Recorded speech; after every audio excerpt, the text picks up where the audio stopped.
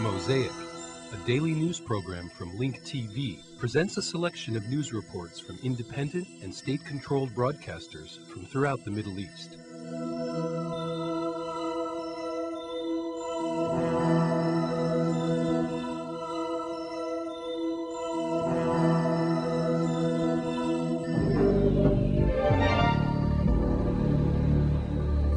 أهلا بكم إلى نشرة الأخبار. أعلنت إسرائيل تجميد جميع الاتصالات السياسية والأمنية مع السلطة الوطنية الفلسطينية بعد مقتل 3 مستوطنين إسرائيليين. Welcome to the news. Israel announced that it will freeze all political communications with the Palestinian Authority after the killing of 3 Israelis in a Palestinian attack in the south of the West Bank. A spokesman for the Israeli foreign minister said that this is a temporary decision. However, it is a message to the Palestinian Authority to control armed groups. Armed Palestinians fired at a group of settlers near the Gush Ketzion settlement complex. 3 people were killed and 4 others were injured. After this attack, Israel cordoned off cities in the West Bank and imposed stricter measures on Palestinian movement. Meanwhile, Palestinians held a funeral procession for a leader in the Islamic Jihad movement, Nihad Abu Ghanem, who was assassinated by Israeli special forces in Jenin in the north of the West Bank. In Paris, visiting Palestinian President Mahmoud Abbas said that Palestinian-Israeli contacts will be resumed as soon as possible. French President Jacques Chirac expressed his hope that the Israeli withdrawal from the Gaza Strip will encourage the political process aimed at achieving peace between the Israelis and the Palestinians. دفعاً للعملية السياسية الهادفة لإحلال السلام بين الفلسطينيين والإسرائيليين. President Chirac emerges to welcome the Palestinian president. Perhaps by doing this, the French president wants to assure the Palestinians that his recent agreements with Sharon do not affect the traditional warm relationship between France and Palestine. President Mahmoud Abbas came to France to achieve one goal, that is, to gain France's support after the Israeli withdrawal from Gaza, as well as to resolve the conflict with Israel quickly. The Palestinian president used this visit to benefit from improved French-Israeli and French-American relations for the peace process and begin the implementation of the roadmap and a renewed withdrawal of Israel from the West Bank. It appears that French President Jacques Chirac is supporting this. It is my hope that the Israeli withdrawal from Gaza as part of the peace process helps to achieve peace. To do this, the roadmap, of course, which will be discussed, remains as the reference point for France and the European Union. Abbas briefed Chirac on efforts being made to control security in the framework of discussions with the Palestinian factions to prepare for the Palestinian elections. On this specific issue, France differs with the United States' rejection of allowing Hamas to engage in the peaceful political process. Abbas, who also understands that Chirac is pressuring him to apply more pressure on the Palestinians to stop violence, tried to reassure his host. We reconfirm the ceasefire and cooling-off period and the end of the presence of weapons. We have begun the march towards democracy and the rule of law. We insist on continuing the march until the end. The only negative point of Abbas's visit is Palestinians' major concern that 2 French companies will contribute towards a rail line project in Jerusalem settlements. It appears that the Palestinian president's visit to France is mere protocol in comparison to the separate and more in-depth meetings that he will have in Paris with the Lebanese Prime Minister to discuss the presence of weapons in Palestinian refugee camps. The Palestinian president held talks in Cairo with his Egyptian counterpart, which focused specifically on President Abbas's expected visit to the United States. At this time, as I said, the Palestinian Authority and the Palestinian people need as much as possible support from various parties, regional and international partners, as well as Israel. President Mubarak has stressed this in his communication with the Israelis, as well as with the Americans and Europeans.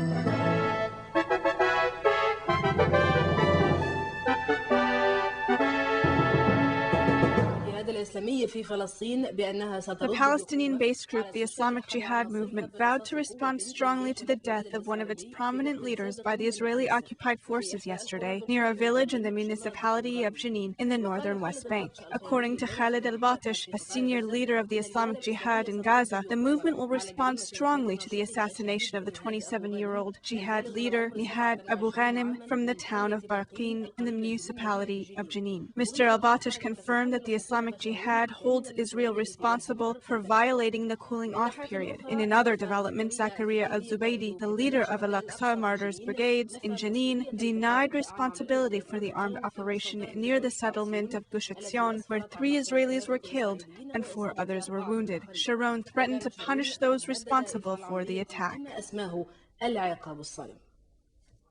3 قتلى وحوالي 4 إصابات إسرائيلية جراء العملية التي نفذت على مفرق جوش. The Fatah military wing, Al-Aqsa Martyrs Brigade, claimed responsibility for an armed attack on an Israeli military vehicle near an intersection of the Gush Etzion settlement along the Hebron-Jerusalem freeway, killing 3 Israeli soldiers and injuring 4 others. 3 جنود وإصابة آخرين رغم أن القتلى من المستوطنين وليس الجنود. Al-Aqsa Martyrs Brigade in the West Bank launched a heroic operation targeting an Israeli military vehicle, killing and injuring a number of soldiers. This comes in response to Israel's continuous violation of Palestinians' rights and their cowardly assassinations of our leaders. Despite conflicting reports regarding the responsible party behind the operation, Al-Aqsa Martyrs Brigade reaffirmed its responsibility for the Gush Etzion's attack. The Hussein group of the Fatah military wing claimed responsibility for the attack that killed 3 Israeli soldiers and injured 4 others. The Al-Aqsa Martyrs Brigade and its splinter group, Hussein claimed full responsibility for the heroic armed operation south of the city of Bethlehem near the settlement of Gush Etzion, killing 4 Israeli soldiers and injuring several others. This operation comes in response to Israel's crimes against Palestinians. Hours later, the Yasser Arafat's brigade and the Fatah Hawks group claimed joint and full responsibility for the Gush Etzion's operation. In addition, they claimed responsibility for another armed attack in the city of Nablus in the northern West Bank.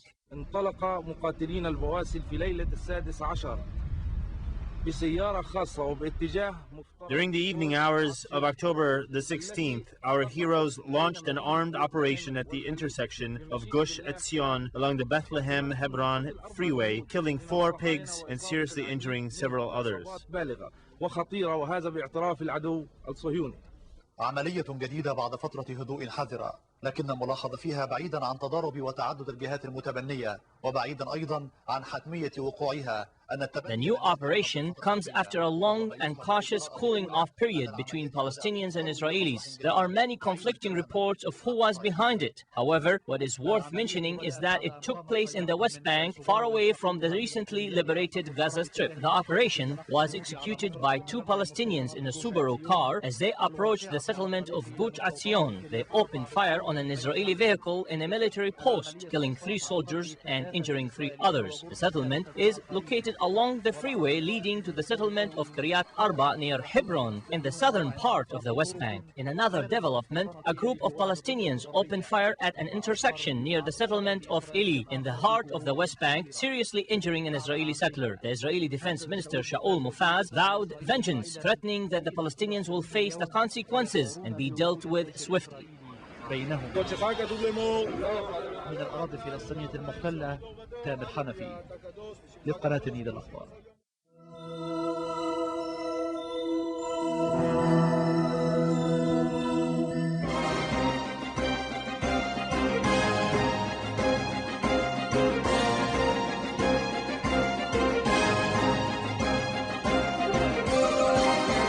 Defense Minister Shaul Mofaz convened a meeting of high-level security officials.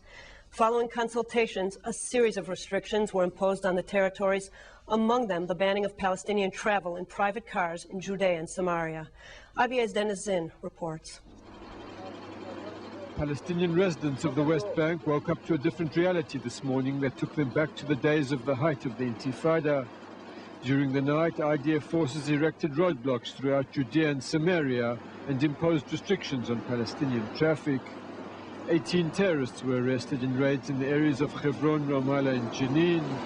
The measures were ordered by Defense Minister Sholem Mofaz following yesterday's murderous terror attacks in which 3 young Israelis were shot dead and 5 others wounded.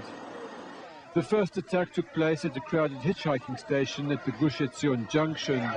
At around 4:10 yesterday afternoon, a small white Subaru car arrived from the direction of Bethlehem. The vehicle slowed down as it approached the Israelis when a passenger opened fire at the crowd with a Kalashnikov assault rifle. 6 people were hit. 2 died immediately and a third a short time later. Within minutes, a large force of soldiers and rescue teams arrived at the scene. The wounded were evacuated to hospital and a manhunt launched for the terrorists who raced off in the direction of Bethlehem. Some 30 minutes later, a similar drive-by attack took place on the main road outside the settlement of Eli.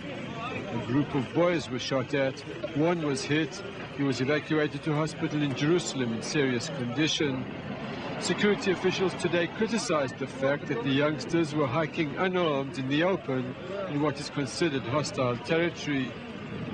Soon after the attacks, Defense Minister Sholem Mofaz convened the heads of the defense establishment. He ordered a total closure on the West Bank and the removal of all concessions granted to the Palestinians over the last several months. Mofaz pressed for a blanket ban of Palestinian private vehicles in the West Bank. The IDF limited the restriction to several principal roads, which are used mainly by the settler community. Mofaz announced that all meetings with the Palestinian leadership will be suspended until further notice. He said as long as the Palestinian Authority refuses to take control of security in the West Bank and Gaza, Israel will continue to do the job. Responsibility for the attacks was claimed by the Fatah-affiliated Al-Aqsa Martyrs Brigades in response to what they called Israel's aggression against Palestinians. Israeli security sources said the murders are likely to embarrass Palestinian leader Mahmoud Abbas, who will be holding a summit with US President George Bush later this week. Dennis Zin, IBA News.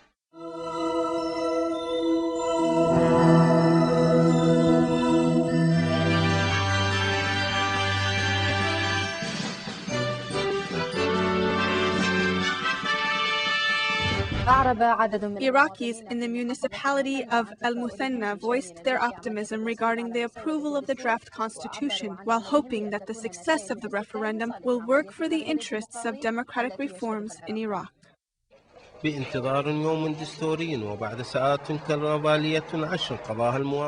referendum on the draft constitution is over after long hours of voting. The Iraqis voiced their optimism and reiterated their confidence in the voting process and the work of pollsters.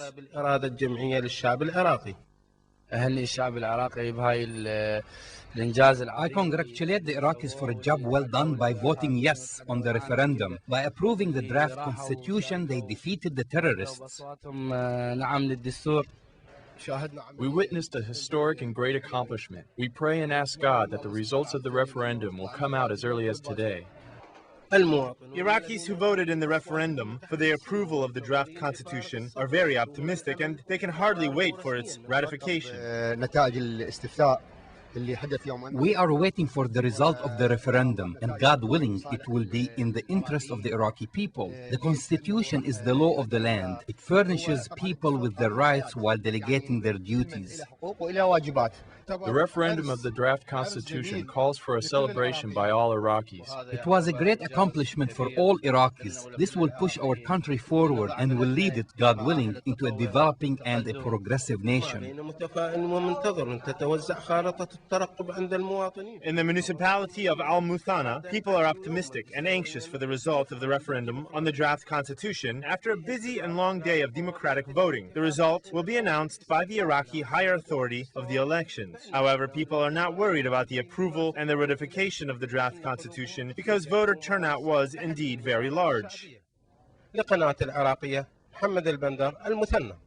تستعد المحكمة الجنائية المختصة بالجرائم ضد الإنسانية للبدء The Court of Crimes Against Humanity prepared to begin the trial for the ousted Iraqi President Saddam Hussein, which will begin on Wednesday on his crime of genocide against the residents of Indi jail. A source from the court said this trial will be heard by its highest authority.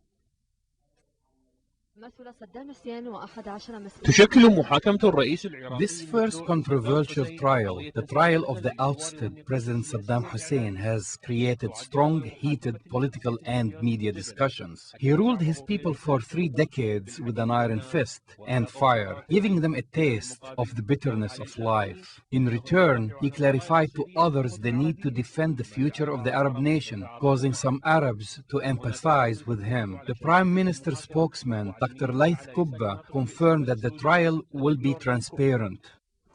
يمكن آخر محاكمة علنية العراقيين إذا يتذكرون شهدوها كانت محاكم المهداوي. Perhaps the last public trial that the Iraqis witnessed was the Mehdawi trial. At that time, the level of performance of that court was not something to be proud of. God willing, you will notice that this trial will be held up to international standards, making us feel proud because we have a real rule of law. تمارس عملها على المستوى الدولي اللي يجعلنا نعتز أن عندنا سيادة حقيقية للقانون في العراق. Many monitors believe that this trial will last a long time because Saddam will be confronted with many witnesses, most of whom are his own victims. The court will also deal with thousands of secret documents regarding his dubious relations on many issues. Dr. Aqaba again confirmed that Saddam's crimes require a longer punishment than his life. أولى التهم الموجهة إلى صدام وإلى المجموعة اللي معه.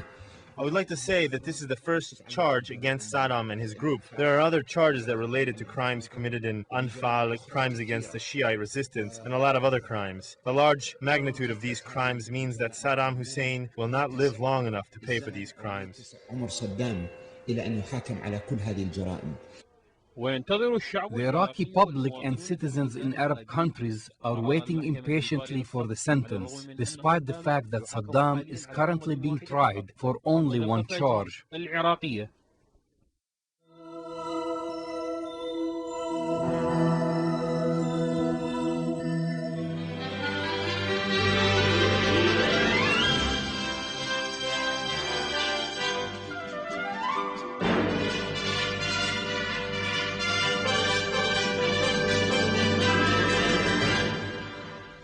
International news.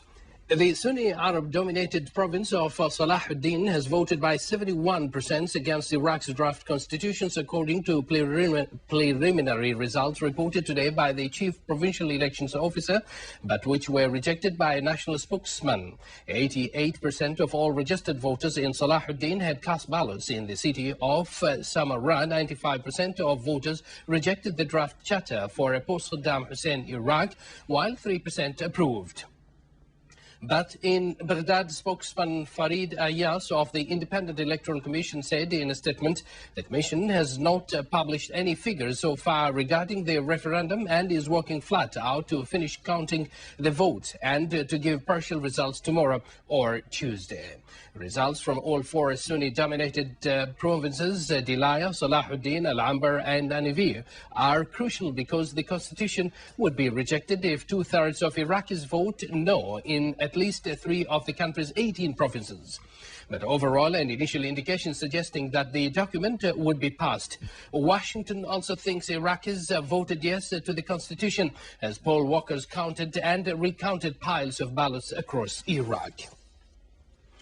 5 United States soldiers were killed in Iraq yesterday when their vehicle was hit by an improvised bomb in the western city of Ramadi this morning. Insurgents fired 2 mortar rounds at the capital's heavily fortified green zone an hour after officials had lifted one of the many security restrictions put in place for Iraq's referendum on the constitution. Elsewhere, 3 Iraqi soldiers were killed in an explosive attack today while they were transporting ballot boxes from the referendum.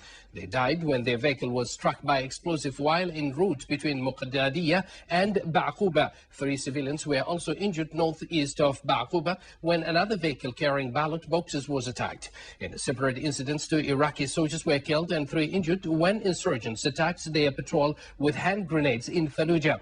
A firefight ensued after the attack, leaving 4 civilians injured, among them 1 woman and a child. Persistent insurgents' violence was sharply curbed during the vote, and while 6 people died yesterday in various attacks, only 1 person was killed while the polls were open.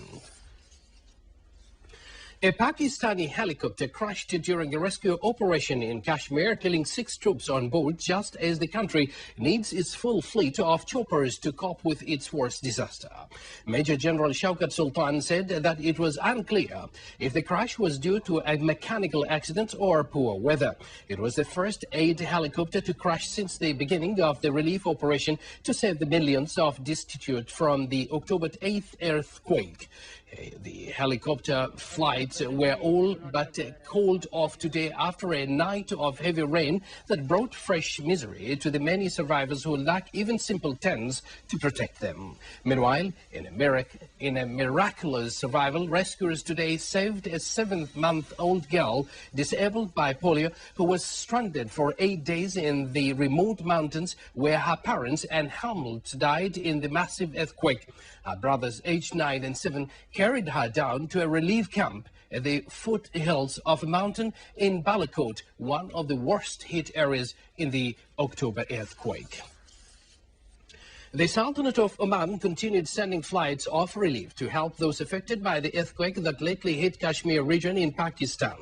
The 6th flight of relief has left the country today carrying a shipment that consists of foodstuff, tents, blankets and clothes to shelter the affected people. The Sultanate's relief flights to Pakistan will continue during the coming days.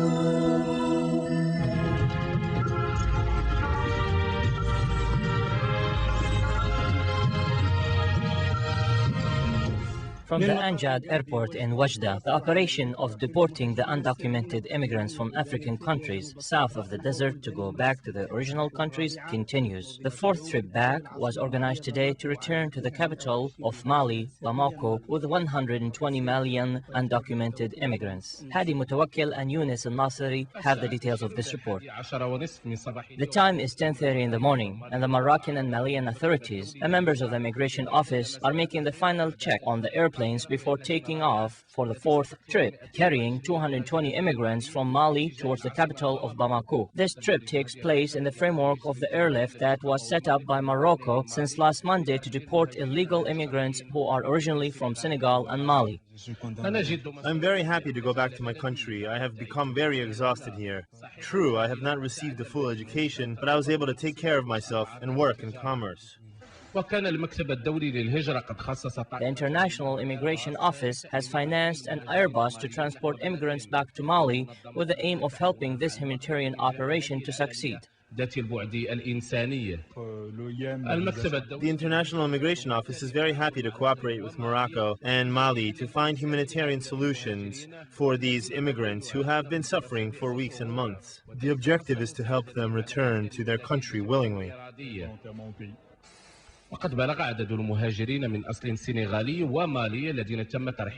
The number of deported immigrants to Mali and Senegal reached 1,600 immigrants since last Monday in 12 flights, of which Morocco financed 10, 5 to Dakar and 4 to Bamako.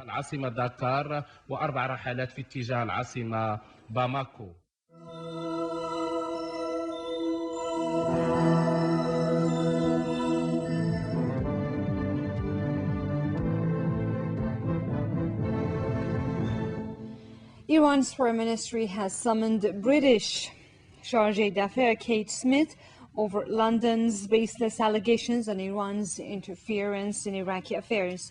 Ms. Smith said she will immediately convey Iran's dissatisfaction to British Foreign Office. British Chargé d'Affaires, meanwhile, expressed regret over the Saturday bombings in Abbas and condemned the event on behalf of her country. Iranian President Mahmoud Ahmadinejad says British involvement has been traced down in recent Ahvaz bombings, southwestern Iran. He added Iranian nation is familiar with such acts of terror, which have also occurred in the past.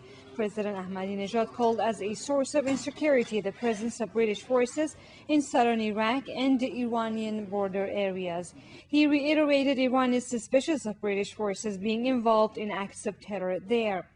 The Iranian president, meanwhile, expressed sympathy with those affected by the bombings. 6 were killed and 98 injured at the Saturday bombings in Ahvaz, Khuzestan province. Meanwhile, a security official at Khuzestan province's governorate says a suspect has been arrested in connection with the blasts. Mr. Shariati added investigations are underway to find out relations between recent bombings and other acts of terror 4 months ago in Ahvaz. A crowd of religious minorities in Iran, including Armenian Christians, Jews, Syrians, and Zoroastrians, staged protest rallies in front of British Embassy in Tehran Monday. The gathering aimed to defend Iran's legal right to apply nuclear energy for peaceful purposes and condemn London's dual policy towards Iran's nuclear program.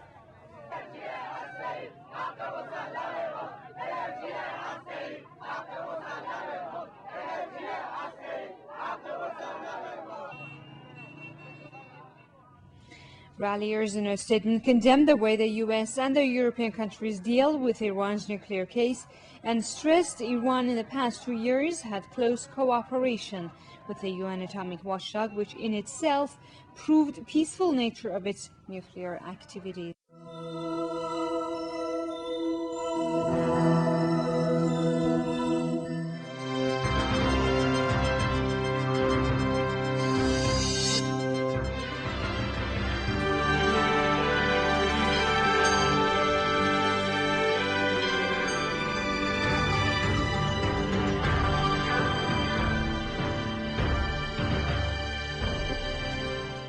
The city of Aqaba is witnessing a variety of cultural and artistic programs during the evenings of the blessed month of Ramadan. This aims to reactivate tourism and revive the environment for visitors and for the residents of Aqaba from Qadaya and Kattin.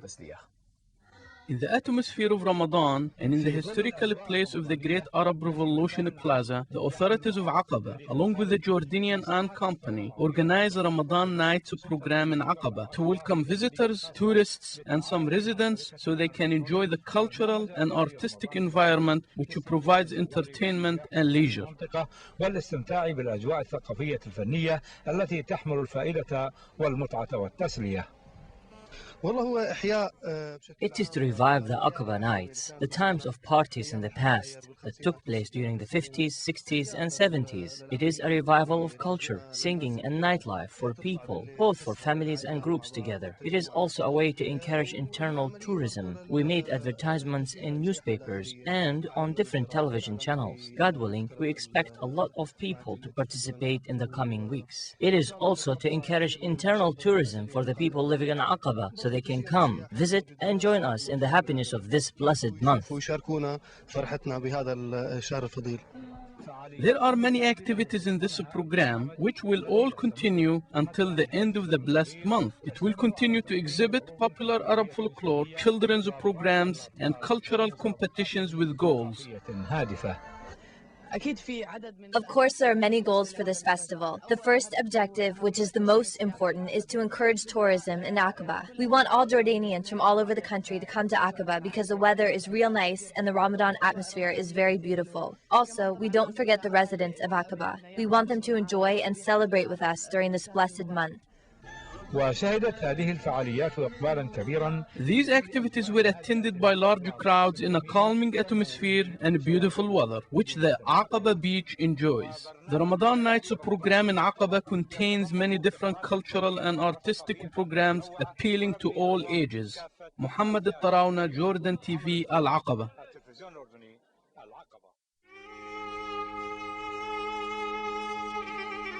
The views expressed on Mosaic are not those of Link TV or its sponsors, but of the broadcasters themselves. Mosaic is made possible by a grant from the John S. and James L. Knight Foundation, which promotes journalism excellence worldwide and invests in the vitality of 26 U.S. communities.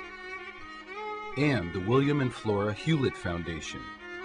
Additional support is provided by the Firedoll Foundation and Henry and Virgilia Dakin.